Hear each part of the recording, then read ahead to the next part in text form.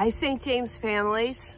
I'm coming to you today with a video for your children to help share this weekend's gospel with them before they hear it when you celebrate Mass at home. Trying to tell it from a child's standpoint, simple but still very real and very biblical. I think if you listen to this story with your kids before you read the gospel, it will make the understanding just a little bit deeper. So here we go. This week's gospel reading is from John chapter 20, verses 19 through 31. So we'll start that we know Jesus was crucified. We celebrated, or we remembered that during Holy Week. And then he rose from the dead. We celebrated that resurrection last Sunday on Easter. But we're going to continue to celebrate the resurrection through the Easter season, which lasts until Pentecost. So our gospel story starts with the risen Jesus visiting Mary Magdalene. And he tells Mary to go tell the disciples that he's risen and that she's seen him. So we start our story out with Jesus's friends were afraid, and they had locked themselves in the room where they were staying, the room where they had had the Last Supper, we assume. The doors were locked and nobody could get in. And yet, Jesus appeared to them in the flesh, in real Jesus, not a ghost. He was with them. And he looked at them and he said, "Peace be with you." And he showed them the wounds on his hands and the wound in his side.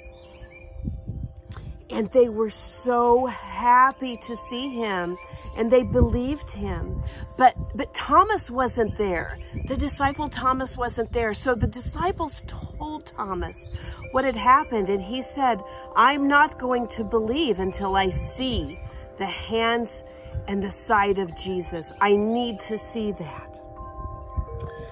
So 8 days later, they were locked in this room again.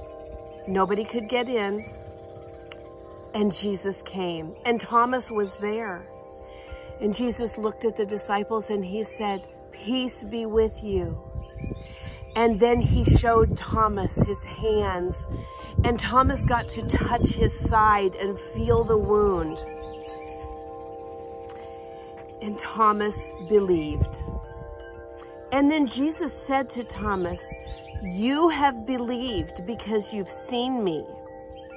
Blessed are those who have not seen and yet they believe." So, pretty powerful story. Jesus was resurrected from the dead, and he tells us that if we believe, even though we can't see, if we believe, that we are blessed and we can have life in Jesus. Both times that Jesus saw his friends, he said, "Peace be with you." What a wonderful gift he gave to his disciples with those words. And through those same words, we are also given peace. And we are called to share that peace. And we usually share that peace at church when we do the sign of peace and we say, "Peace be with you." Since we cannot celebrate church together right now, we will again. Consider offering peace to everybody you see in your house today. Maybe offer peace to people that you see outside of your house.